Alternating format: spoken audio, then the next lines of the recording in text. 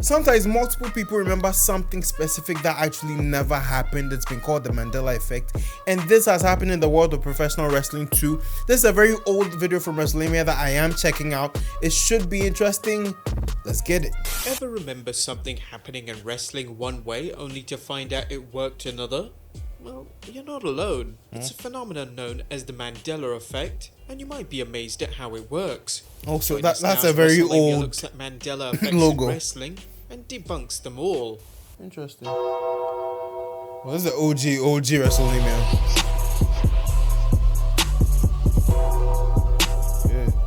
Yeah. Now, have you ever been sitting around with your friends and you recall a past moment and say, I remember it like it was yesterday? Your friends agree until someone points What? out you're all wrong, often leading to a spirited conversation. This collective false memory is what's known as Wait, the Mandela. hold up. Really? Looney Tunes. Why do I feel like I've seen both? I have seen both, actually.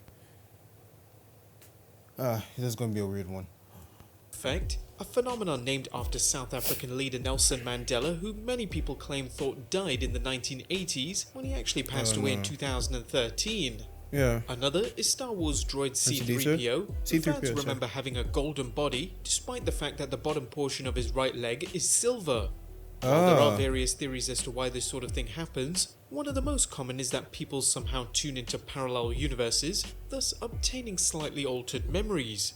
Likewise, this professional got wrestling weird has really its share quick. of Mandela moments, as we're about to see.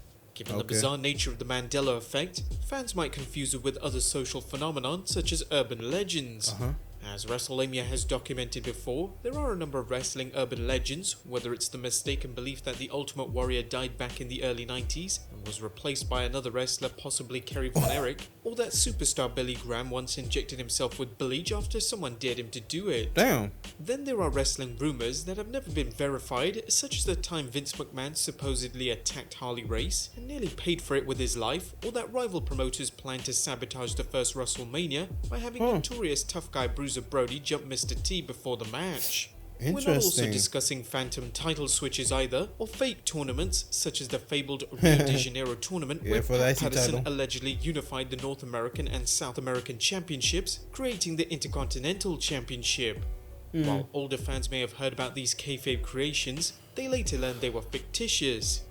However, these are incidents that fans clearly remember happening one way, but that happens somewhat or profoundly different. I should say this. Wrestlelamia has gotten so much better with their videos. I should say that off the bat, because this is, it's journeying on a bit more than a standard Wrestlelamia video these days. Progress, man. These are Mandela Effects. Number 1.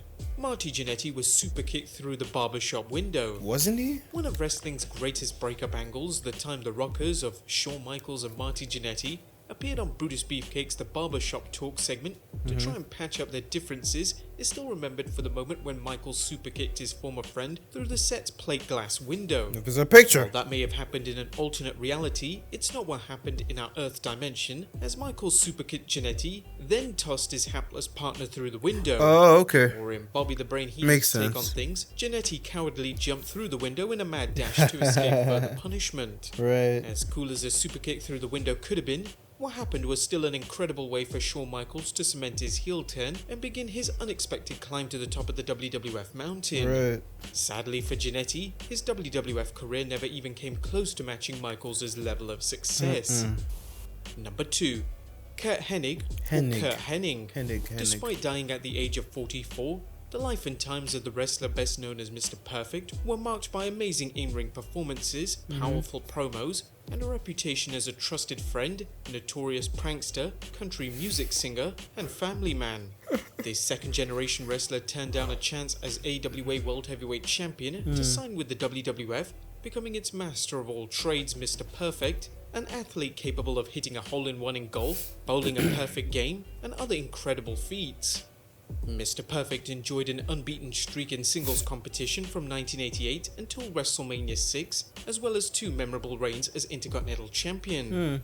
What's not remembered so well are the correct spelling and pronunciation of his name, with many fans still remembering it as Kurt Hennig when it was actually Kurt Hennig. Yeah. Many fans to this day still call him Kurt Hennig and ignore anyone who tries to correct them, proving no one has a perfect memory. But to our knowledge, there is no instance of the AWA, WWE, or WCW spelling it in that way, or even pronouncing it such. The only thing we came across was a misspelling in WWE 2K14, where it spelled Kurt Hennig in his NWO Titantron. You see, even people can't even get it right. This one down as a typo. But speaking of Mr. Perfect, be on the lookout for our upcoming Behind the Titantron episode, The Final Days of Kurt Hennig. Right. Number 3. Bob Holly's Intercontinental Championship win. Everyone knows Bob Holly defeated Jeff Jarrett for the Intercontinental Championship, right?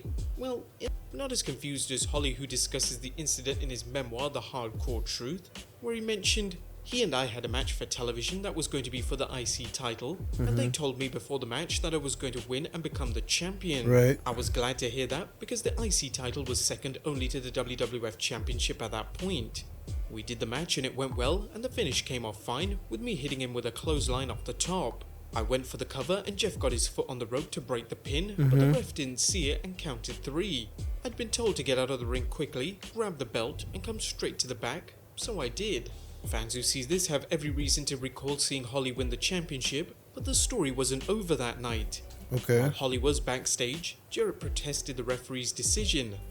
The end of Holly's story explains exactly what happened. The idea had been to use the controversy to build up a rematch for the title at the next pay-per-view. When I got backstage with the belt, they told me I was going to go back out there. They were going to announce the title was vacant, and I'd actually never won it, and we were going to do the rematch right away, and Jeff was going to win. It was incredibly frustrating.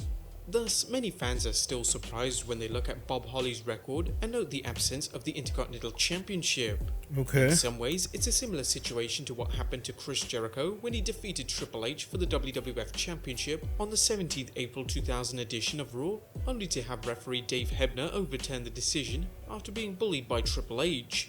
However, most fans remember that Jericho did not win the title that night, although he would not only become the WWF's first undisputed champion, but hold the World Championship there on several occasions.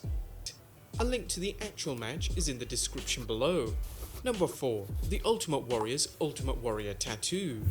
Not too long ago, Wrestlelamia discussed some of the hidden meanings behind WWE superstars' tattoos, and I wish we'd known about this one. However, like many fans, it's possible the Mandela Effect came into play, altering our memory. Consider the case of the Ultimate Warrior, a WWE Hall of Famer whose image is definitely striking enough to be a good tattoo subject. The Ultimate Warrior's career was mixed with incredible in-ring moments and incredible warrior wackiness outside the ring, whether it was his outrageous opinions or his love-hate relationship with the WWF. Right. Nevertheless, his wrestling career is considered one of the biggest during the late 80s and early 90s, with his legend continuing today. While fans have analysed many aspects of the Warrior's life and career, one thing that has often escaped notice was the striking tattoo on the Warrior's right arm, a tattoo of the Warrior himself. Wrestling fans are known for getting skin art of their favourite superstar. Yes. It's rare when a wrestler gets a tattoo of themselves. Still, that's what the Warrior did, and you can even see it on at least one Warrior action Interesting. figure. Now, some may not I did not remember know the he had tattoo because tattoos. it was quite faint, and it didn't stand out amongst the Warrior's colourful attire. Looking at various pictures, it seems like the Warrior had the tattoo done when he returned at WrestleMania 8. Yeah. So unfortunately, this is the work of fact, not fiction, and should not be considered a Mandela Effect. Number 5. Daivari terrorist angle and Undertaker carried backstage.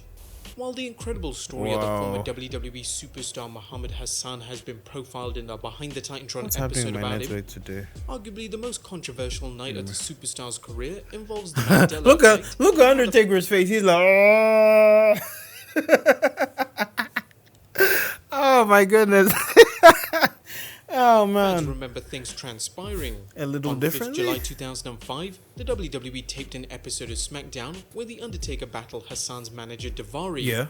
During the match, 5 masked men showed up, attacking Taker and chokeslamming him out before carrying him to the backstage area. Choking him As out you'll the likely chokeslamming recall, out. the WWE chose to air this segment the day of the London London terrorist bombings, bombings, right? leading to a firestorm of controversy and the Muhammad Hassan storyline being scrapped not long after. Yep. What you may not recall is that it was actually Daivari who was carried backstage, while The Undertaker was left laying in the Oh, ring. really? It's a memory many fans have, but it's a false one. Wait, Number Really? 6. Hold on. I always thought that it was.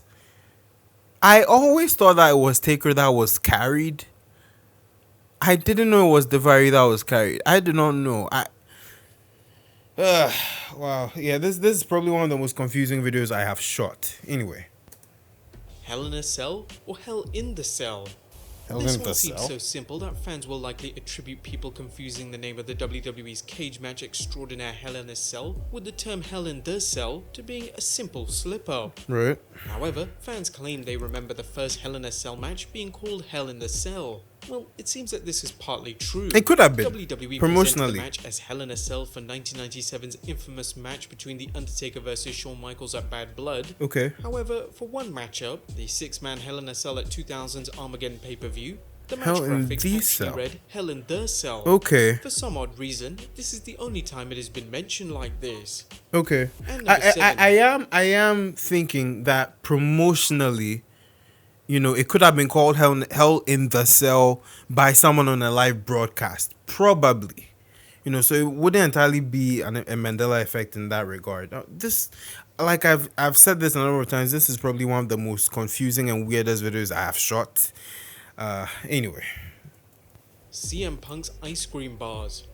Did they ever come to be? WWE fans remember the company shilling everything from action figures to albums to ice cream bars. That's right, fans could get their hands on ice cream bars featuring the likeness of their favorite WWF superstars. Yeah. The bars debuted in 1989, and the site Nightmare Nostalgia describes the frozen treat, saying, "The soft cookie-based outside featuring a popular wrestler encased in what I thought was one of the coolest boxes to hold any kind of treat." Even better, with the purchase of a bar came a collectible trading card of a random superstar with some fun facts to read while your inner fat kid was letting that chocolate backing melt. Inner fat kid. Admit it, Oh, you ate that man. scrumptious cookie layer first. While fans probably think that ice cream bars died out after Hulk Hogan's first run in the WWF, Nightmare Nostalgia claims manufacturer Good Humor continued making them until 2009. Really? However, that wasn't the end of things. In 2011, CM Punk made a list of demands to Mr. McMahon to guarantee him staying in the WWE, one of them being the return of ice cream WWE bars. ice cream bars. While the ice cream bars never returned, the WWE did release a CM Punk ice cream bar t-shirt which featured a picture of what said ice cream bar would look like. This may have led to some fans recalling the WWE revived its ice cream line to placate Punk, but a t-shirt is all we got. A picture of CM Punk holding up an ice cream bar was used in a promotional poster TLC for 2011. TLC 2011, so it's likely fans could have simply been confused. Yeah, they were. But there you have That's it, more of guys. confusion. Debunking some That's not exactly Mandela effect worthy. I don't think. It's kind of this. It's such a very. It's a mind trip, you know. No, definitely not something I, you know. Man, it's crazy, you know, because you kind of delve into existentialism and everything. I'm sorry if you kind of droned off at parts of the video. Yeah, this was from 3 years ago. I just thought it'd be cool. But yeah, comment down below. Let me know what you thought. You know, if you remember anything that I don't think anybody else would remember happening in WWE, let me know that. Check out this video. Oh, subscribe to the channel, like this video, of course. I'd really appreciate that. Check out this video, YouTube things you want to enjoy from my channel. I will see you in another video. Till then, take care. Peace, my G's.